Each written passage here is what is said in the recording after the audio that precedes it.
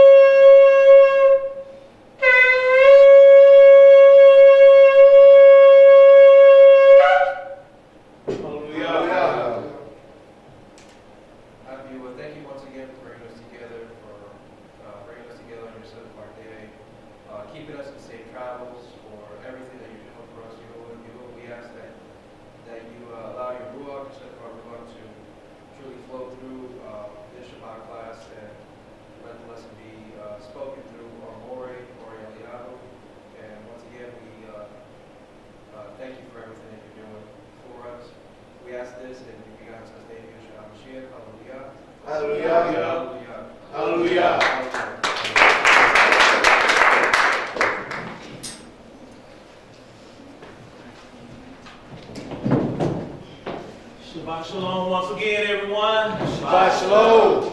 Hallelujah. At this time, we're going to ask everybody, this is just a reminder for you, if you haven't already done so, disconnect from the Wi-Fi and also turn off your alert tones and your ringer.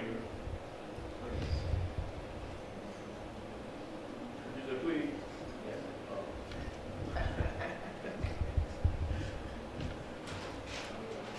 Hallelujah.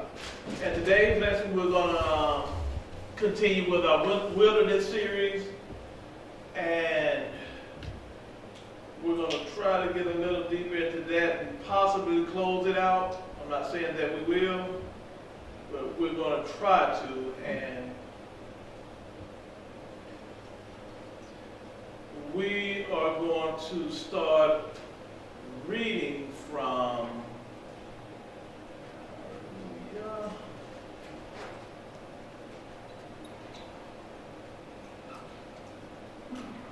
let's go back to Shemot, the 15th chapter, or Exodus, the 15th chapter, and start reading at the first verse. We're going to ask our chief elder, Zar Zakan Gabar Yahuah, if he will get Shemot or Exodus, the 15th chapter, starting at the first verse. Well, we're going to do verse 1, then we're going to go to Psalms 137, verse 1 through 4. So when you get to read that, Zar Zakan, I'll give you Psalms 137, 1 through 4. Shemot, or the book of Exodus 15 and 1. Then sang Moshe and the children of Israel this song unto Yahuah, and spake, saying, I will sing unto Yahuah, for he hath triumphed gloriously. The horse and his rider have he thrown into the sea. Hallelujah. I will sing unto Yahuah, for he has triumphed gloriously. The horse and the rider had he thrown into the sea. So what are we talking about here? What are they singing of? What was their triumph? Talking about coming out of Egypt. Yeah, coming out of Mizraim, or Egypt. Right. Very important. But we're going to see something once again. And where did they end up when they came out of Mizraim and Egypt? What was their location when they came up out of Mizraim? Did they come out of Mizraim and go straight into the land which was promised? No. Or did they have a stopping point? Where did they stop off at? In the wilderness. Now that's very important. Because remember they came out of Mizraim. Now the key to understanding the wilderness and also Jacob's trouble, because I think the two work hand in hand. Jacob's trouble and the wilderness goes hand in hand. And the key to understanding it is understanding what was going on with the nation of Yashra'al. Were they a nation before they came out of Mizraim? No. They were technically not a nation before they came out of Mizraim. So that's why when you start reading about Jacob's trouble, what are the key words that stand out when the scripture mentions Jacob's trouble? Jacob's trouble. It speaks about a woman or a man, but what's going on with the woman and the man?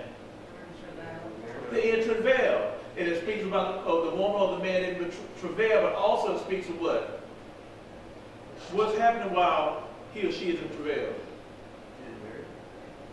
The birthing what? But that's what we're getting at, but birthing what? Pains.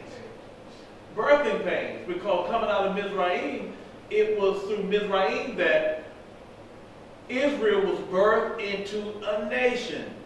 Key word, birth into a nation. And we spoke about, I don't know if it was last week or the week before last, that Shabbat. What is mandatory for anybody or people to be a nation? What did you say? Constitution. Constitution? Law. Yeah, the law, body of legislation. You have to have something in place to govern the people. So it was in the wilderness. Where did they receive their legislation? Was it not in the wilderness? So before they went into the land called Canaan, they had to have all that set in place. They didn't go in Canaan and all of a sudden become a nation and get legislation. They got that moving forward, heading into the land. So they were birthed out of Mizraim into the wilderness. They received what? A body of legislation which legitimized them as what? Being a nation. So, when we look at what's going on in the last days, you're going to see the same thing again. That's why I want to do, before we read the scriptures, that focus on some key words and give key facts that kind of help us to understand what's really going on with the nation of Yashra'al and why the wilderness is so important.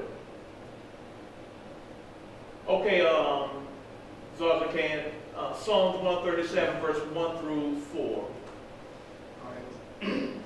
Tehillim, or Psalms 137, verse 1. By the rivers of Babylon, there we sat down. Yea, we wept when we remembered Zion. We hanged our harps upon the willows in the midst thereof. For there they that carried us away captive required of us a song.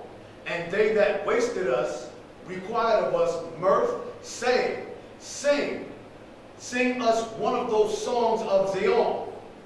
How shall we sing Yahuah's song in a strange land? How shall we sing Yahuah's song in a strange land? All right, remember the prophecy with Abraham? What was the prophecy? He said, know for sure that thy seed should do what?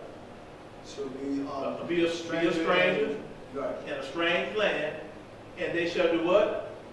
Afflict them for 400 years. He never said that they would be what? Slaves or servants in the land 400 years. Right.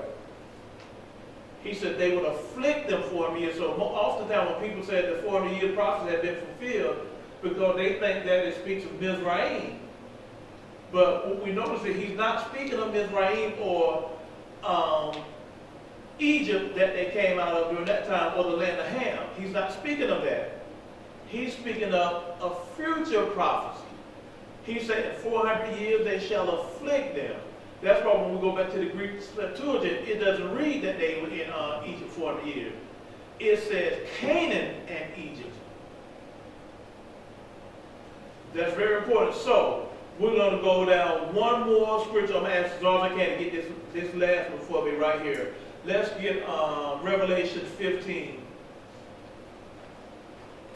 verse 2 through 3. Verse 2 and 3. Revelation 15, verse 2. And I saw as it were a sea of glass mingled with fire, and them that had gotten the victory over the beast, and over his image, and over his mark, and over the number of his name, stand on the sea of glass, having the harps of Elohim. And they sang the song of Moshe, the servant of Elohim, and the song of the Lamb, saying, Great and marvelous are thy works. Yahuah, Elohim Almighty, just and true are your ways. Thou King and saints. Hallelujah. So now it's saying what? And they saying what? They sing the song of Moshe, Right. the servant of Elohim, and the song of the Lamb. That was Revelation, the 15th chapter, verse 2 and 3.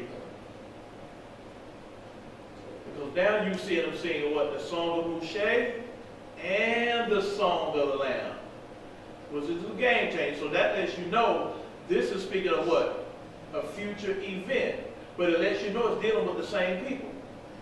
Or the same people, or the descendants of those that came out of Israel. So let's go over to, right quick, let's go to, let's get Jeremiah 30. We're going to start at verse 1. Yahweh, the 30th chapter, we're going to begin at verse 1.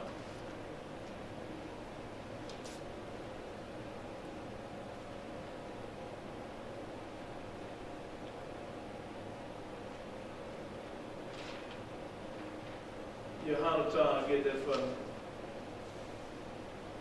Yahuah, Jeremiah 30, verse 1. The word that came to Yahweh from Yahuah, saying, Thus speaks Yahuah, Elohim of Israel, saying, Write you all the words that I have spoken unto you in the sefer. For lo, the days come, says Yahuah, that I will bring again the captivity of my people, Israel and Yahuah, says Yahuah. And I will cause them to return to the land that I gave to their fathers. They shall possess it. These are the words that Yahuah spoke concerning Israel and concerning Yahuah. But thus says Yahuah, we have heard a voice of trembling, of fear, and not of peace. Ask me now, and see whether a man travails with a child. Wherefore do I see every man with his hands on his loins, as a woman in travail, and all faces are turned to paleness. Alas, for that day is great, so that none is like it. This even time of Yaakov's trouble, and he shall be saved out of it. Stop right there. It says that ask and see whether a man doth travail with child. Wherefore do I see every man with what? His hands on his loin, as a woman in travail, and all faces are turned into paleness. Now, when we look at that, we know when we speak of a woman in travail, we think of a woman who's what? Who's been created with a body that's what? Created for the purpose of bringing forth. So, if a woman's body is prepared and designed and created to do what? To bring forth offspring, that would be natural for a woman, wouldn't it? Because even with delivery, I don't care how big that child is, that woman body, what? It adjusts to what? To accommodate her to be able to bring forth that child. So what's going on here, this is trying to let you know how bad this really is going to be, that this time is going to be. It said, ask ye now and see whether a man does travail with child. So if a man, because when we look up this, let's make sure we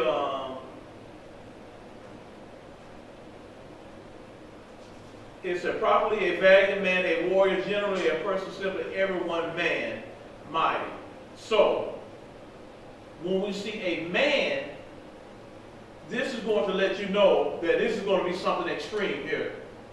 Because a man is not what? Designed to bring forth a child. His body is not created for that. So when we look at Jacob's trouble, this is going to be a terrible time. It's going to be what? Very stressful. It's going to be what? Very painful. It's going to be a difficult time for people. But you notice when we keep reading, what does it say? For that day is great, so that none is like it. It is even the time of Jacob's trouble, but he shall be saved out of it. That's very important. It said Jacob is going to be what? Saved out of it.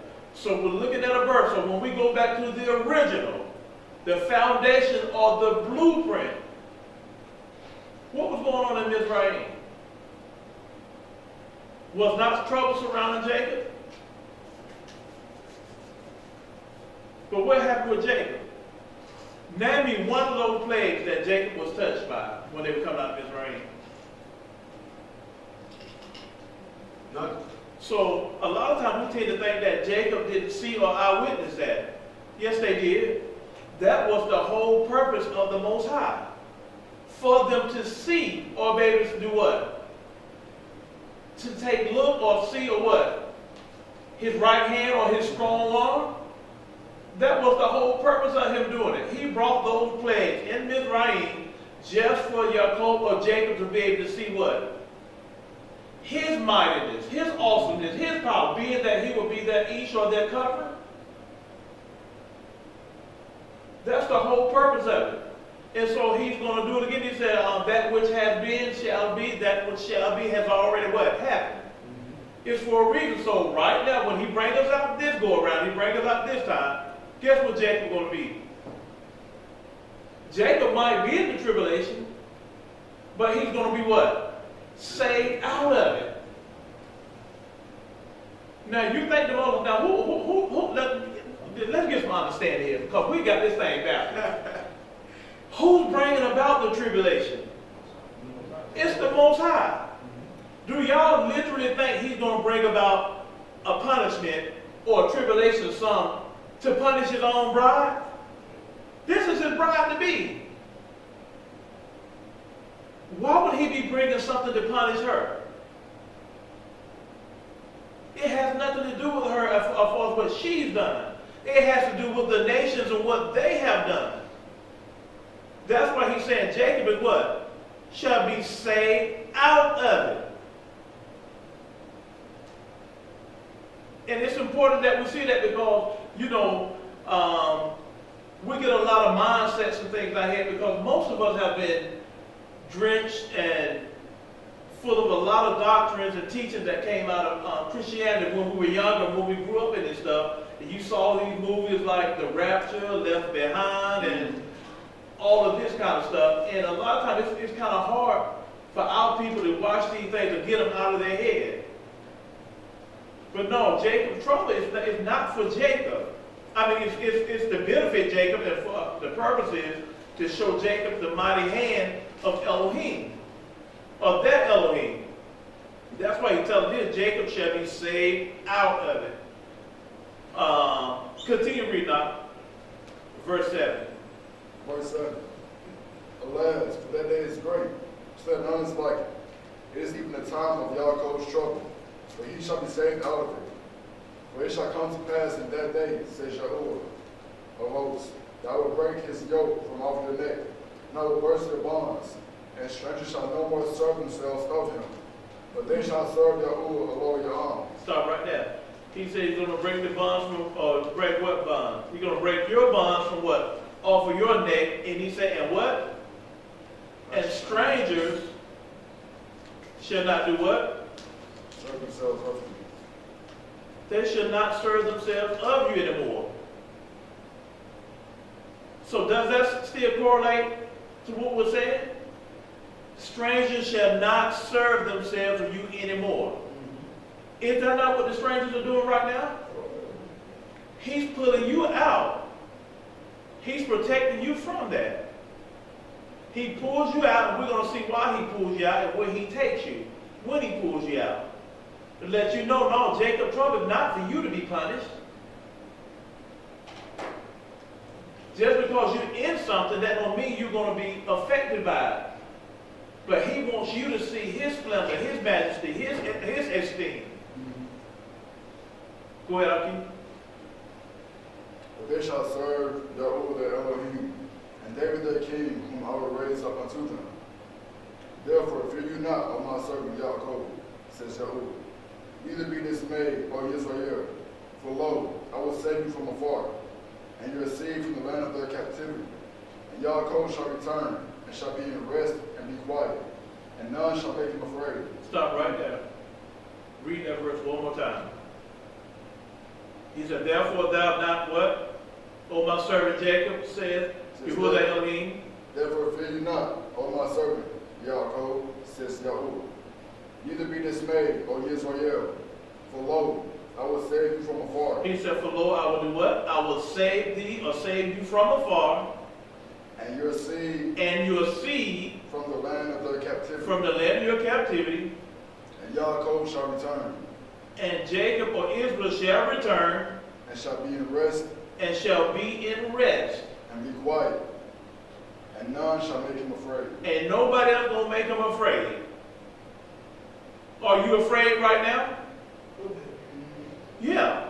Every time you turn on the news, or somebody gets shot down or killed or something, yeah, you're afraid.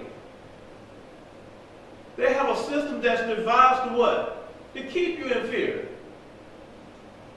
Most parents, you ask most black mothers now, what is their number one fear? It's when their sons leave their home, they're so afraid, they don't know if what? They're going to return home. And this is what we have to see. This is what he said he's going to save you out. Did he not say in Luke, the first chapter? He said, I'm going to save you out of the hands of them that hate you, and what else? Now he's going to save you out of the hands of your enemies and them that hate you. He's telling Israel, I'm going to save you out of the hands of your enemies.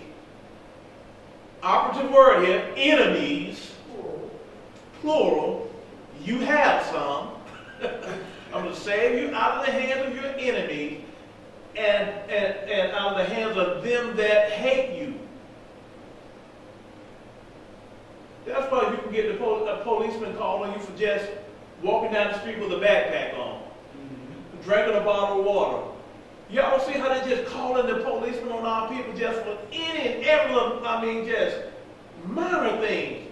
Stuff that don't even have to even do with them. It's none of their business. That's because of hatred and disdain and dislike for you. And we have to observe these things and begin to see these things. It's the greatest thing. We're the only people, everybody on this earth, every nation of people, know who their enemy is and who has disdain for them. Everybody but Jake. Because Jake going to be all things to everybody. And that's what gets us in trouble. So I'm going to stick to the lesson, but I've been Go ahead, Akeem. Read. Jeremiah, chapter 30, verse 11. For I am with you, says Yahuah, to save you. Though I will make a full end of all nations where I have scattered you, yet will I not make a full end of you, but I will correct you in measure. Okay, he said, no, I will make a what? Full end of all nations. A full end of all nations where he what? Has scattered you. Has scattered you.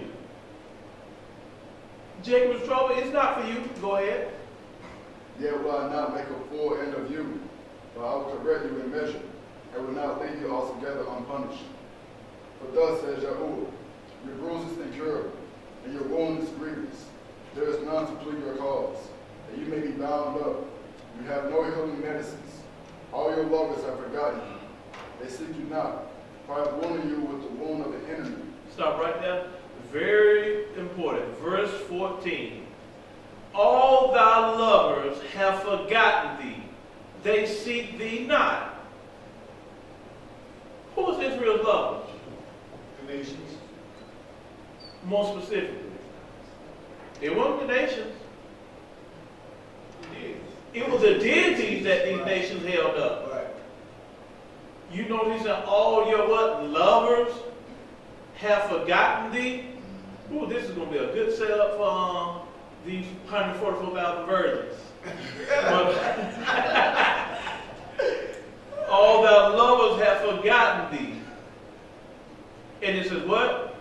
They seek thee not, for I have wounded thee with the wound of an enemy, with the chastisement of a cruel one, for thy multitude of iniquity, because thy sins were increased. Go ahead, Aki. Why cry you for your affliction? Your sorrow is incurable. For the multitude of your iniquity, because your sins were increased, I have done these things unto you. Therefore all they that devour you shall be devoured, and all your adversaries, every one of them, shall go into captivity. And they that spoil you shall be spoiled, and all that prey upon you will I give for a prey. For I will restore health unto you, and I will heal your wounds. Stop right there. He said you're going to go into what? Into captivity, and they that spoil thee shall be spoiled, and all that prey upon thee will I give for a prey. Go ahead. Verse 17. For I will restore health unto you, and I will heal you of your wounds, says Yahuah, because they call you an outcast, saying, This is Tisayon, whom no man seeks after. Thus says Yahuah, Behold, I will bring again the captivity of Yaakov's tents, and have mercy on his dwelling places. And the city shall be built upon her own heap, and the palace shall remain after the manner thereof. And out of them shall proceed thanksgiving and the voice of them that make merry, and I will multiply them. And they shall not be few, and I will also glorify them. And they shall not be small. Their children also shall be as aforetime, and their assembly shall be established before me. And I will punish all that oppress them, and their nobles shall be of themselves, and their governor shall proceed from the midst of them. And I will cause him to draw near, and he shall approach unto me. For who is this that engaged his heart to approach unto me, says Yahuah. Ye shall be my people, and I will be your Elohim. Behold, the whirlwind of Yahuah goes forth with fury, a continuing whirlwind. It shall fall with pain upon the head of the wicked. The fierce anger of Yahuah shall not return until he have done it, and until he have performed the intents of his heart. In the latter days you shall consider it.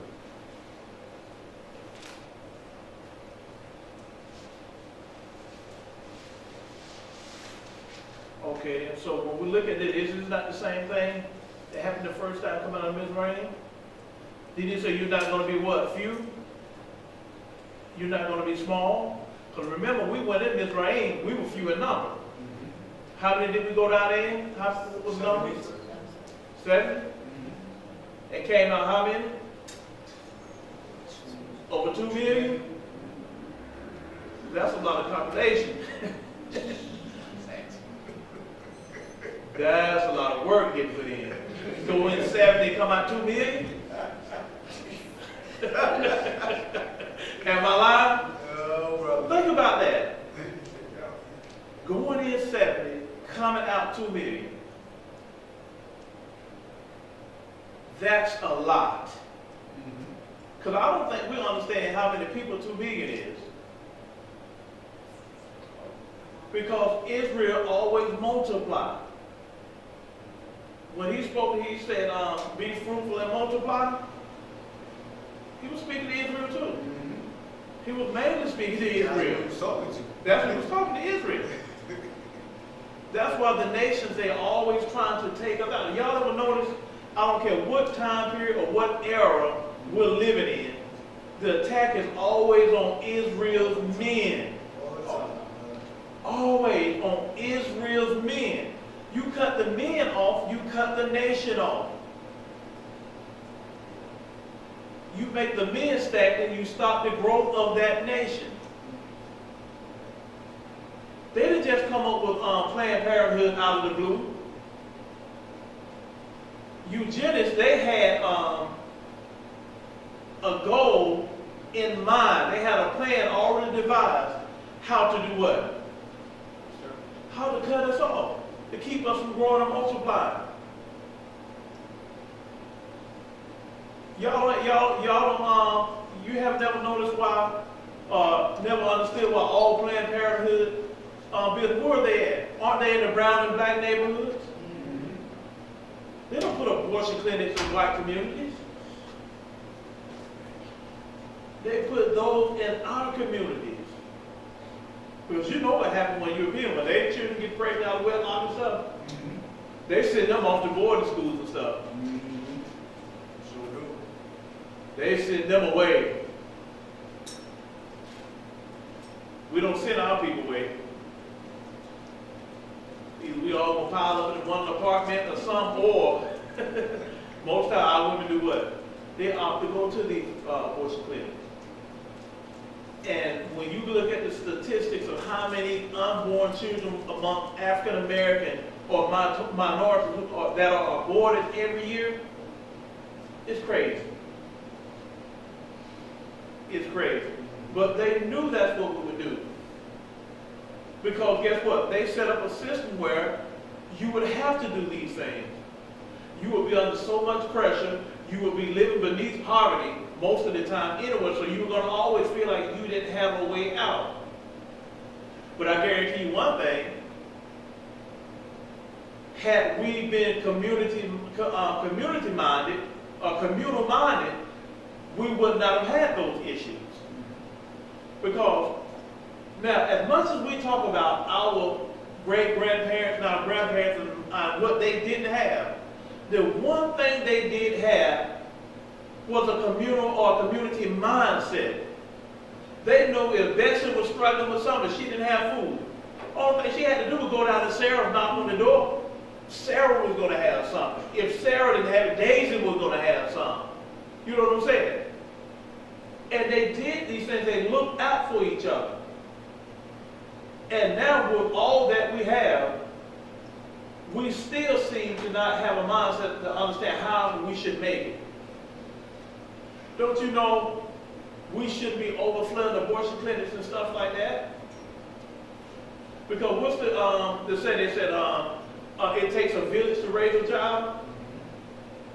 Now that saying makes a lot of sense, and it's very logical. When you look at it, that's who should be taking care of a child. It should be all of us looking out for everybody. Not just the burden should be upon one person, the mother, or if it's a single dad, the father. Even Torah teaches us better than that. Doesn't it teach us if we have a brother that's what? That has a burden, we're to bear it for him? We have a brother that has a need, we're to relieve him of that burden? It's our responsibility to do all we can do for each other, not depend on the government to come do something for us.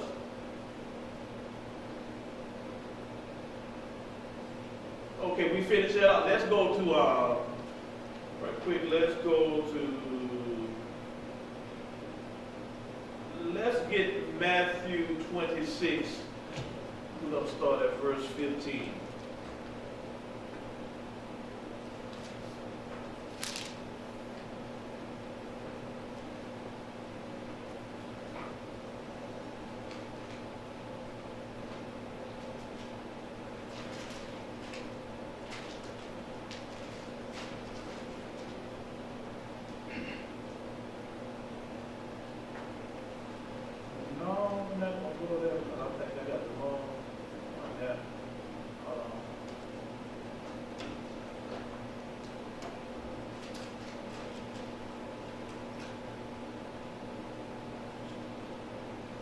Well, let's go to Hosea, the 2nd chapter.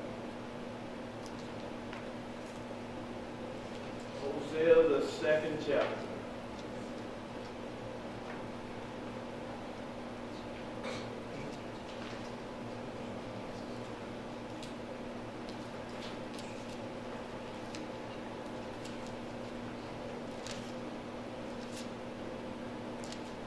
Okay, yes, let's start at the first verse.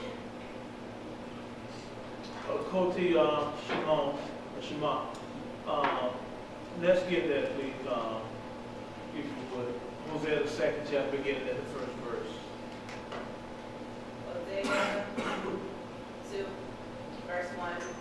Say ye unto your brethren, Ami, and to your sisters, Ruhamah, plead with your mother, plead, for she is not my wife, neither am I her husband.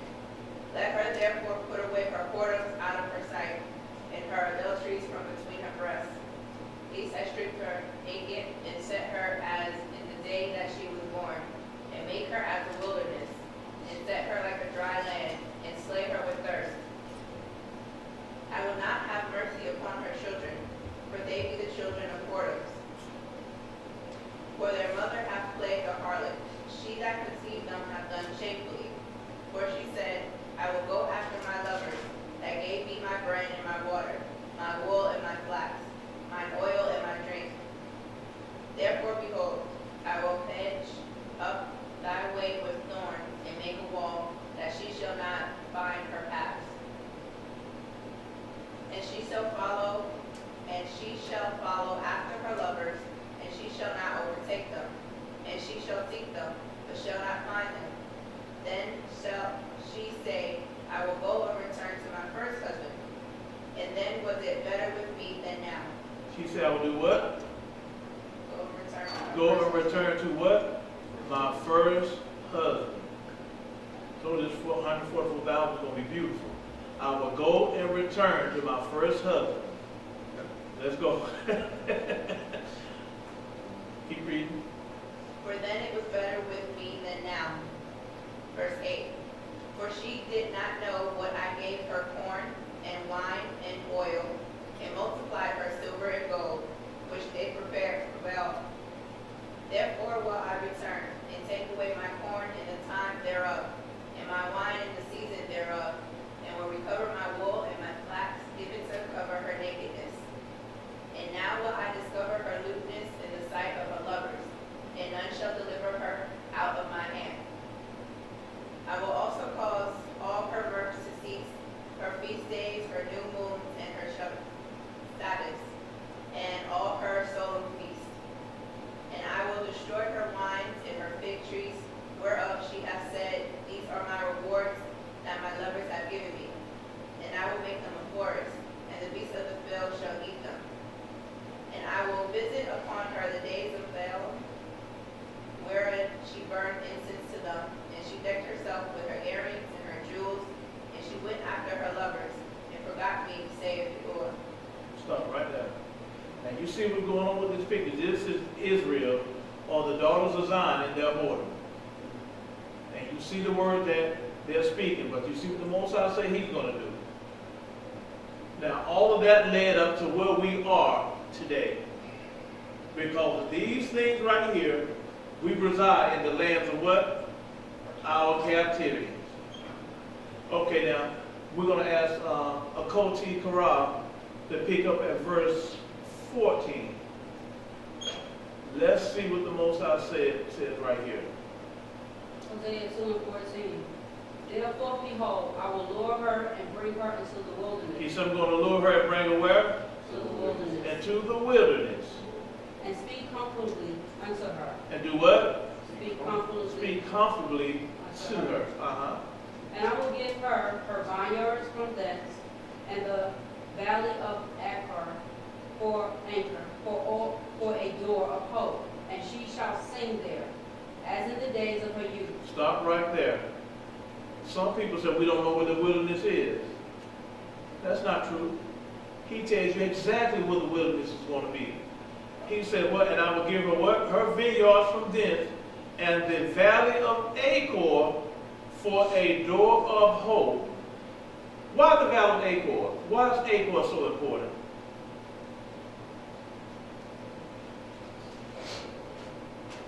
Because the Valley of Achor has not always been the door of hope for Israel.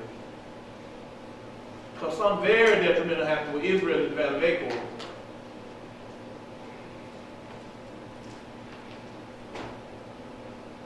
Do y'all remember when Israel went out to war? And the Most High commanded them, gave them certain commandments? Did we lose a war? Yes, we lose. We've never lost that many men. Remember, somebody got killed. Go ahead. Killed because Most High told them not to take anything of the Told them land. not to take anything. Achan did what? They took They took the gold and he buried it where? On his tent. Right. And the Most High called his what? Entire family out and killed them all. Israel had never lost that many men in battle. But it was at Achor that this took place. So he said the Valley of Achor shall be what? A door of hope. And check this out. Did we start off the when our chief elder Zarzakan Gabar Yahuah read? Did you read about us singing up? And what does it say right here? She shall sing there as the days of her youth. She shall sing there as in the days of her youth. Was it not when we were coming out of Mizraim going into the wilderness that we sang the song of Moshe? Is not the same thing happening again? He said, in the Valley of Achor shall be a door of hope. And shall what? Sing there as the days of her youth. Oh, let me let you read. Go ahead. And as the days when she came up out of the land of Egypt. And it shall be that day, saith Yahuah, say thou shalt call me Ish, and shalt call me no more Baal. For I will take away the names of Baal out of her mouth, and they shall no more be remembered by their name. Stop right there. So he says, for I will take away the names of Balaam, of Baalim, out of her mouth, and she shall no more be remembered by their name. Because right now, Israel is remembered by their name. Do y'all know how many Baal or Baalim, about all deities Israel serves? They serve Baal Peor, they serve Baal Zebub, they serve, what were some of them other, but it was a whole bunch of them.